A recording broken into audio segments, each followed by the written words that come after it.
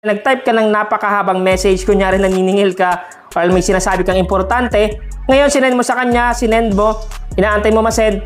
At once na nakita mo dito na delivered lang yung nakalagay, pero wala naman ditong... So ngayon mga ka-Mindtech, ituturo ko sa inyo yung isa pang paraan para malaman kung nirestrict nga ba tayo ng friends natin sa Messenger. Kasi minsan hindi natin alam na chat tayo ng chat, hindi naman nila sinisin, pero hindi natin alam naka-restrict pala tayo. So dahil dito sa ituturo ko sa inyo, malalaman nyo na kung nirestrict nga ba kayo or hindi. Panoorin nyo to.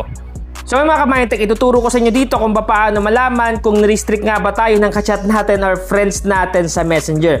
So unang-una is i-demo ko sa inyo. So dito sa kaliwang cellphone is cellphone natin. Then dito naman sa kanang cellphone is cellphone ng kaibigan natin or ka-chat natin. So syempre nagpapalitan tayo ng conversation. For example, nag-send ka ng like, automatic pag send mo, marireceive niya. At pag send din niya ng like sa'yo, marireceive mo din sa cellphone mo. So halimbawa nag-chat ka sa kanya, so nag-chat ka ng napakahaba. So for example, nag-chat ka ng napakarami, then sinend mo sa kanya. Pag nag-send ka sa kanya ng message at delivered, at lumabas yung ulo dito, automatic na sin na niya yan at nabasa na yung chat mo. At halimbawa siya naman yung nag-message sa'yo, napakarami niyang message sa'yo, nag-send naman siya sa'yo, automatic pag delivered at lumabas yung ulo, is nabasa mo na rin yung chat niya. Ngayon, paano nga ba malaman kung halimbawa nirestrict ka ng ka-chat mo na hindi mo alam? So for example, nirestrict ka niya. So kunyari itong sa kanan is cellphone ng ka-chat natin or kaibigan natin. So pagpalagay natin, nirestrict ka niya. So kunyari nirestrict ka niya. Ang ginawa niya, nirestrict ka niya para hindi ka na mangulit. Kung halimbawa may utang ka, nirestrict ka niya. Restricting. So automatic restricted na. Automatic nirestrict niya tayo. At ito yung makikita natin. For example, nirestrict tayo ng kaibigan natin. Pakita natin sa inyo ha. So pakita ko sa inyo mga ka-Mindtech ha. Restricted na. Ito yung cellphone ng kaibigan natin or ka-chat natin. Itong cellphone na to. Nirestrict niya tayo. Ngayon, yung isa sa mga senyales kung nirestrict kayo ng kaibigan nyo or ka-chat nyo sa Messenger is wala ng green button kahit online siya. Kung mapapansin nyo, online siya, di ba? Online siya pero wala na siyang green button. At ngayon, kung makita nyo, halimbawa mag-send tayo ng like, send tayo. So nakalagay dyan, delivered. Online siya pero walang green button. Pag ganon, sign yun na nirestrict ka ng kaibigan mo. Pero yung totoo niyan is talaga andito ka sa restriction niyan. Makikita niya dito yung mga likes mo or mga message mo. Pero sa atin, sa cellphone natin, sa Messenger, is delivered lang yung nakalagay. Kahit tadtarin mo pa niya ng likes, tadtarin natin, delivered lang yung lalabas dito. Yan, kung makita nyo, delivered, pero sa kanya nasin na. Pero dito delivered. Pero nakapagtataka kasi nga, delivered siya, pero walang green button. Ibig sabihin lang, online siya, pero walang green button dito. So back natin. Kung makita nyo, wala ditong green button, di ba? Walang green button. Pag click mo, meron dito, pero wala dito. Yan yung isa sa mga senyales. At tawagan natin, subukan natin tawagan, call natin. So kahit tawagan natin siya, calling, pero hindi siya nag-ring dito. Ibig sabihin lang, naka-restrict ka pag ganyan. Okay, so kinall natin siya, end call na natin. Then subukan naman natin mag-video call. Naman natin itong video call dito. Video call natin siya, so yan. Video call natin. Kung makita nyo dito sa isang cellphone is hindi naman nagre-ring. Pero dito is calling lang. Hindi ringing yung nakalagay. Isa pa yan sa mga senyales na nirestrict kayo ng ka-chat nyo or kaibigan nyo sa Messenger. Kahit tinawagan nyo or binidyo call nyo, calling lang yung nakalagay dito.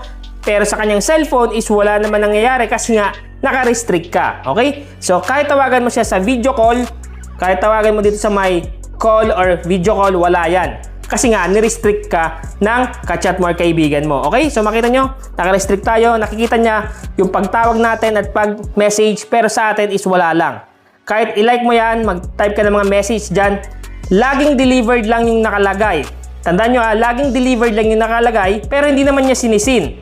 Sa palagay natin. Pero sa cellphone niya is, pwede niya yan isin doon sa may restriction sa may settings.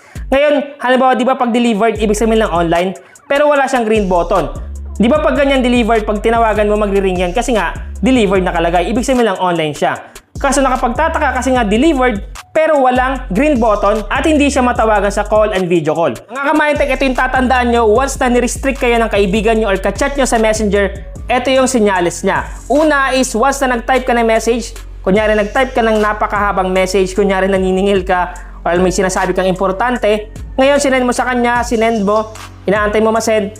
At once na nakita mo dito na delivered lang yung nakalagay, pero wala naman ditong green button, ibig sabihin lang nirestrict ka niya. Kasi nga, delivered, ibig sabihin lang pag delivered, online siya. So dapat pag online siya, lalabas dyan yung green button or yung active status na tinatawag. Ibig sabihin lang na online siya, pero wala. Walang nakalagay, pero delivered. At ito ba yung isa sa pinakamatibay na katibayan or senyales na nirestrict ka, once na kinol mo yan, kahit delivered yung message mo, pag kinol mo, is calling lang. Calling lang siya, hindi siya nagre-ringing. Kasi nga, nirestrict ka ng kaibigan mo. Ganun yung nangyayari pag nirestrict. Kahit tawagan mo siya, kahit nag-send ka ng message, delivered man yan, kahit i-call mo, is calling lang, hindi nagre-ring. Then, pag tinawagan mo naman sa video call, kunyari tawagan natin sa video call natin, same lang din. Calling lang din yung nakalagay dito. Kasi nga, nirestrict ka niya. Kung makita mo dito, once na in-end call mo dito, end call natin, automatic marireceive niya na tumawag pala tayo. Pero dito is wala lang. Kahit mag-send ka ng like dyan, delivered lang yung nakalagay. Pero sa kanya, nasin niya na. So yun yung mga katibayan or senyales na nirestrict tayo ng kaibigan natin or kachat natin sa Messenger. Sana may natutunan kayo ngayon. Once again, Maritech PH, thank you and God bless all.